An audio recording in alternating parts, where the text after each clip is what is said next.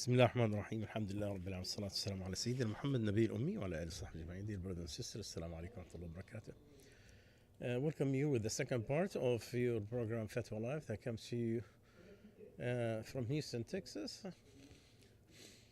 And the first question tonight,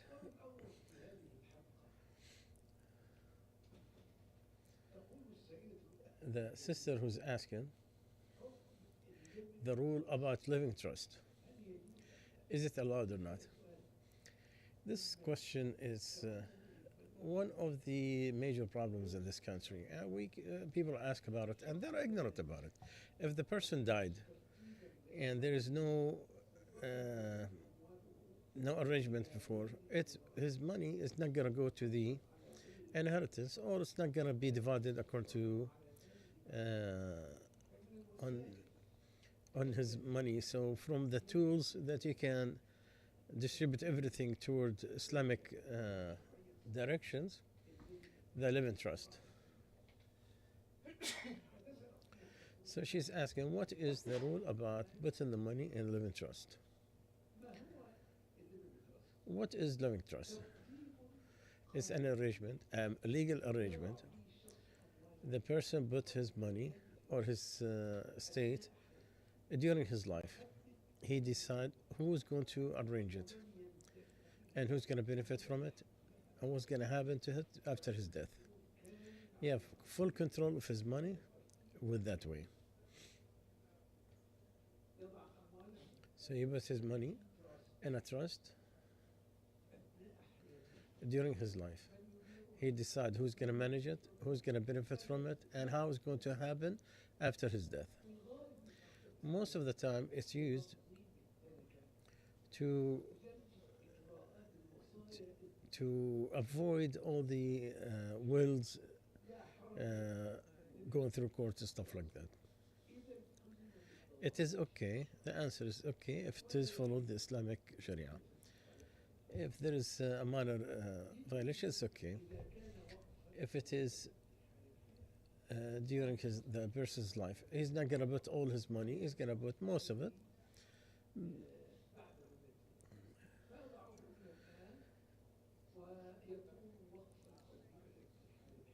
It will be given during his life. He takes the ownership literally from his life, and he keeps his benefit only, and not to play with the inheritance rules. Or it will be as a management only to manage the inheritance according to Sharia. Because these are ordered, you cannot go beyond it, nor to agree on something different from it. What some people, he makes his wife, that his wife she is not going to inherit after his death, that is not accepted by Allah. That is voided, that does not accept it, because you are given a right that you did not get yet. The inheritance happened after the death, not before. So that acceptance or denial is going to be after the death, not before. So if it is just to management, the money or the wealth, without any changes to the percentages that Allah has put, then the trust is just a tool to arrange that. You cannot prevent some of the inheritance or give some more than their share, or to give the money beside the inheritance more than 1/3 without the acceptance of the inheritance. Because what the Al-Bukhari Muslim said, that Amir, son Sa'd of Abi Waqas, from his father, that the Prophet ﷺ come to see me during the Hajj al-Wada, and I said, I received from the pain, I have a lot of money and I only have one daughter. Do I give 2/3 of my money? He said no. He said half. He said no. He said 1/3. He said 1/3. No, that's too much. To keep your inheritance wealthy, it's better to just leave them depend on people. The Prophet ﷺ said one third and one third is too much. That's indicate that you're not supposed to do the will more than one third of the wealth.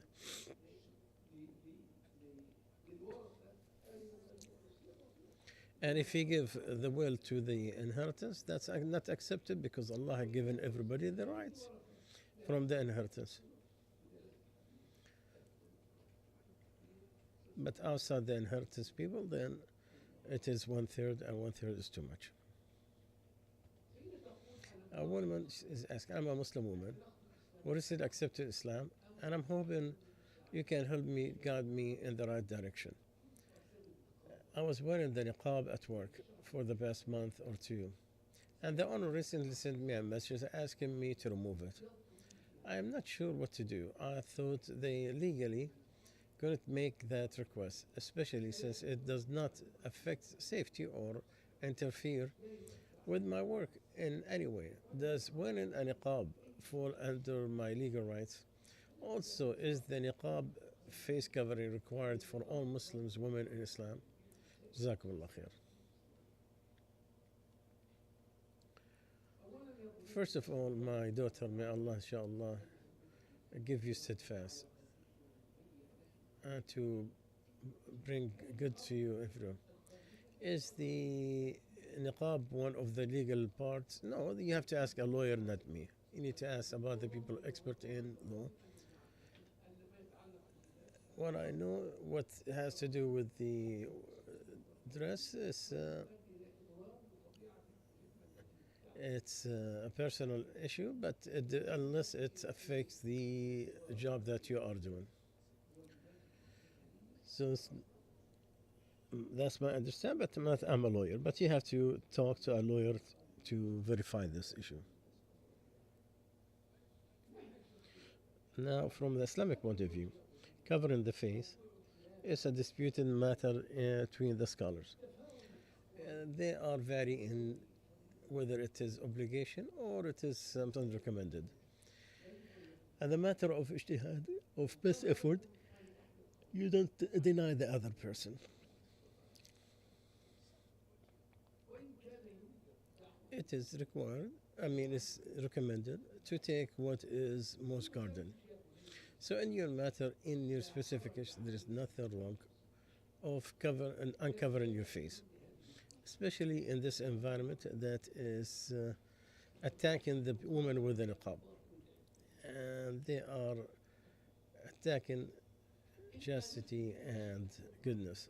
If you find yourself that you can take the legal act to guarantee your rights in your clothes, just like the Constitution, as far as I know, is guaranteed, that's good. But it's not something easy. May Allah reward you for it. But I think you need to speak to some of the women who work and some of the lawyers. You need to ask Allah, make a istikhara to Allah. May Allah, inshallah, bring what is good to you.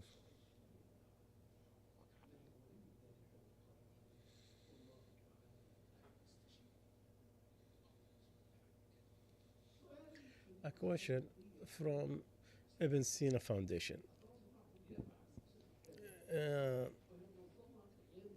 We are non-profit. We are 501c3 organization. Provided health care services to low-income and uninsured community members for the past 25 years. I was reaching out to find out if we at Ibn Sina Foundation can collect zakah and use it to serve those members who cannot afford health care services like consultations, lab procedures, medication, etc.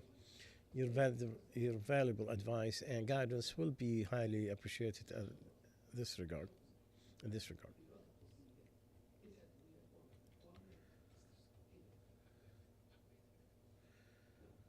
The answer, indeed, the zakah and to have the medication to the sick and needy from the essentials, there is no other alternative for it. There is nothing you cannot do without. The human being need a place to stay, the food, clothes, medicine, These are essentials for life. Life will not continue except for this. So those who cannot have these essentials become among those who deserve the zakah. And you can spend from the zakah.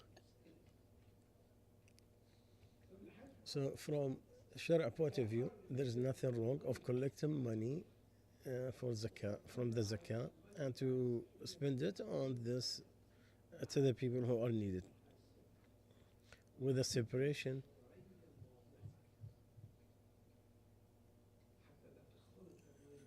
because we don't want this money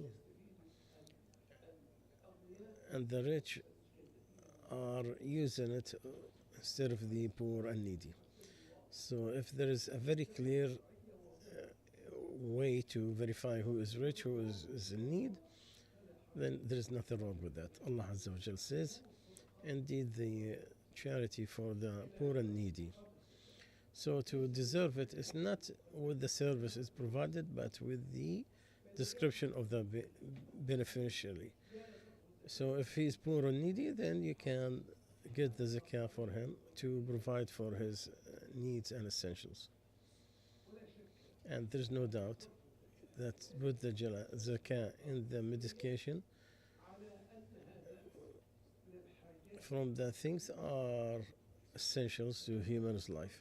So it's nothing wrong of covering, collecting money from the zakah for that purpose, for the poor.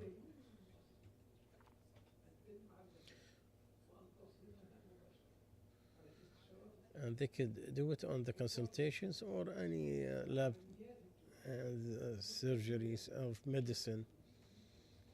But the person who gets it has to be one of those deserve it, to make sure there is no like this one goes with the people who deserve it.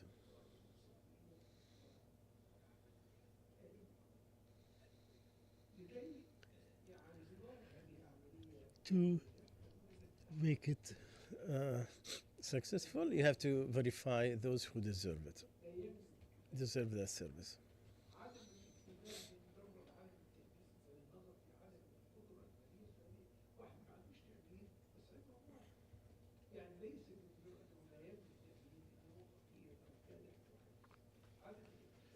So just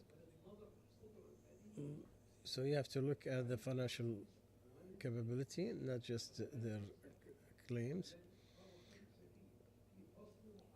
So you have to. So this money will not be mixed with others. So you have to separate between the money of the zakah, that is what's going to be used for. Not to spend the zakah on the monthly expenses unless that money is from something not from the zakah. The intention has to be for the intention of collecting zakah and to distribute it to the person who deserve it. And you can pay directly to the hospital or the pharmacy instead of the owner, and this is accepted. From the thing are recommended having a board who is going to verify to make sure that it's very clear to the donors where the money is going to be sent for the treatment of those who deserve. In summary, it is okay for the Ibn Sina Foundation to collect the money for zakah and to spend it on the needy.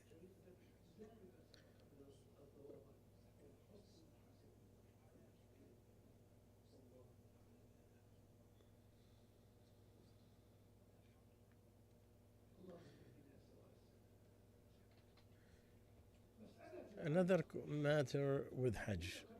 He said, I intended with my wife to do Hajj this year. We would prepare ourselves, and we knew in January that my wife is pregnant because of the physical challenge in Hajj, long walk and the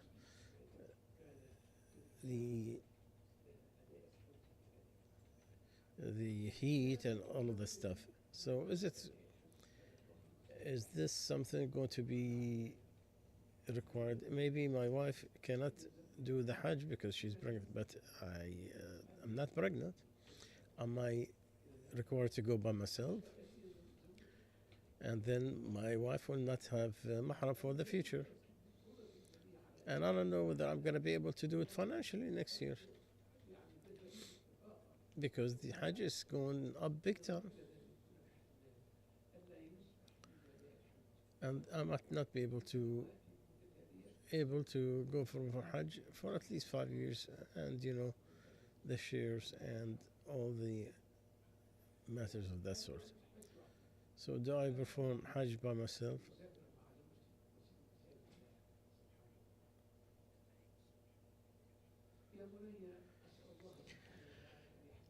So ask Allah to guide you, my brother. The Hajj, it is Allah's obligation on the person who can.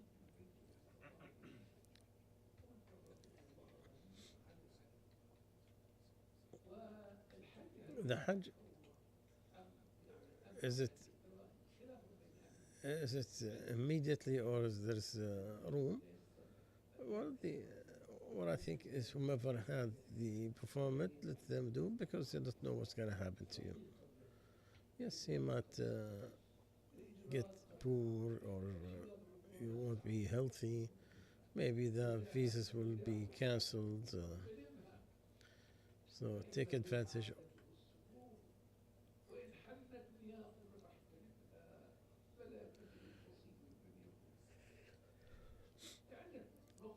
So you have a very important issue. My my wife might not find a mahram in the future.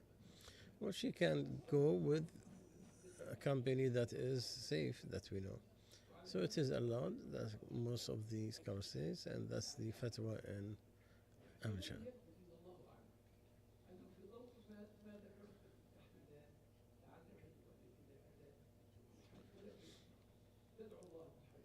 So you never know. Maybe Allah will. So I could say, oh yeah, Allah, I came. I'm asking you to bring me at the Hajj again.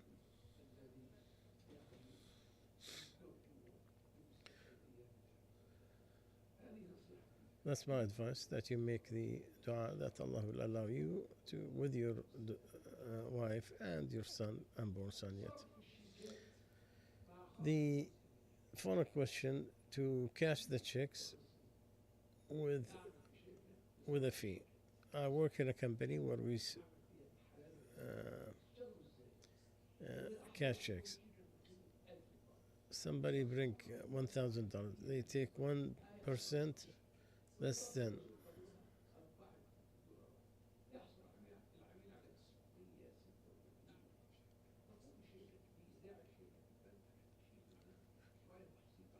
So the company, they will put the check in the back. Some people who works, he take a check. It might not be good except for 2 weeks or so. He want money now. So what does he do? Some companies, they take advantage of this. So they invest in this minor thing. Give us a check.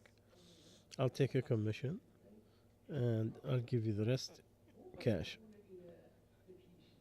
And they go to verify it on the back when it's time to get it. So look at it in a different way. I wrote a check for $1,000. The company will give him $9.96. They take $14. They put the uh, check and they make the 1,000. If it is like you have described, if I understood the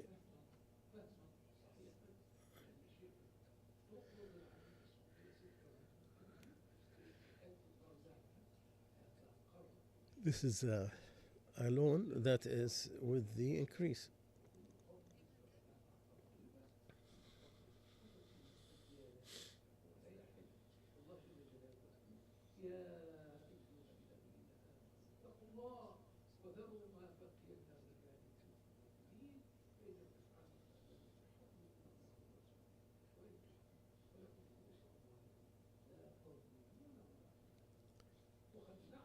And the Prophet ﷺ has cursed the person who eats the riba and the one who writes it, who witnesses.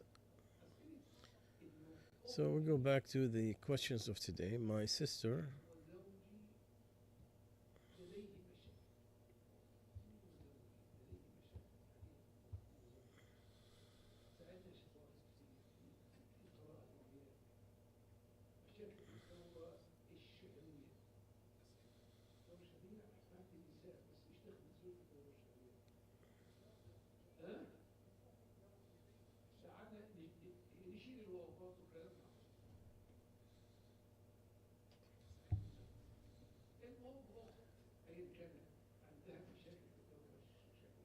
Well, my sister, she had a problem with her period. I always tell her to go to the doctor to decide.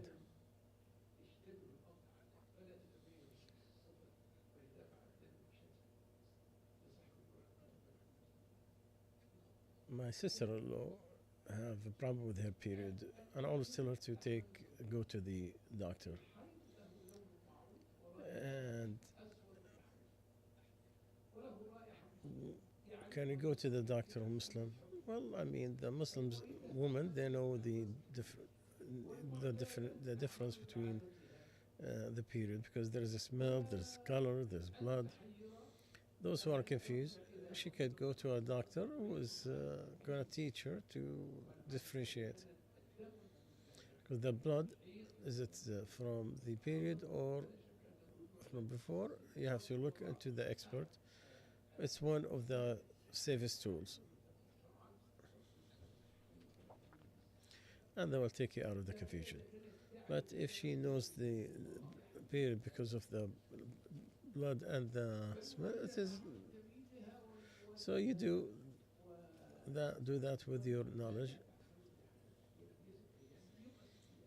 If it gives 6 days, then anything beyond that, then it's istihada, then unless there is something in there. Like she put a loop, because that would cause mismanagement to the period. The second question, to have insurance, car insurance, but you want to go beyond what is required by law. Originally, that you only do the insurance because it is one of the things that are spoiled, because there is so much risk and unknown. Those who have the insurance, Allah might not never use it. Like 20 years he paid, nothing paid. And he could do the insurance, and within an hour he will have an accident. That big risk, that is where the problem with the insurance principles. But because of the major need nowadays, there's exceptions. One of them, when the law requires it. Wherever it's required by the law, it is allowed. Also the stuff that you are desperately need, like the health insurance.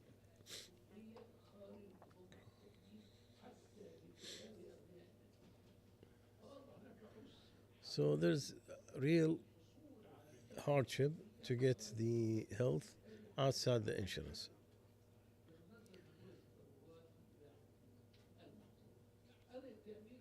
Also, the insurance on the houses and the places where there is catastrophe, floods and earthquakes and so on and so forth. Natural and the house is everything people have. He spent 20, 30 years before he finished paying it. So if it happened,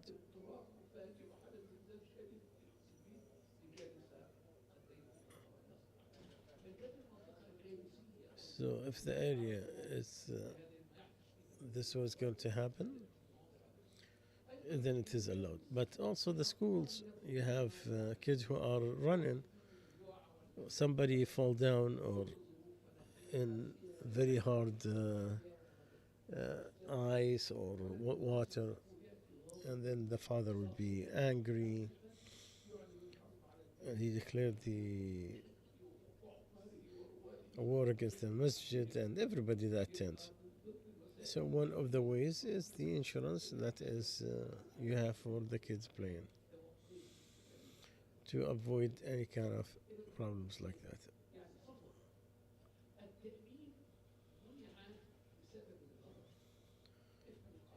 The insurance was forbidden because of the risk. The riba, you only allowed it on this desperate need, but the risk, it is when there is a need. With this, it says that the time is finished. So we came to the end of the lecture. سبحانك اللهم وبحمدك أشهد أن لا إله إلا أنت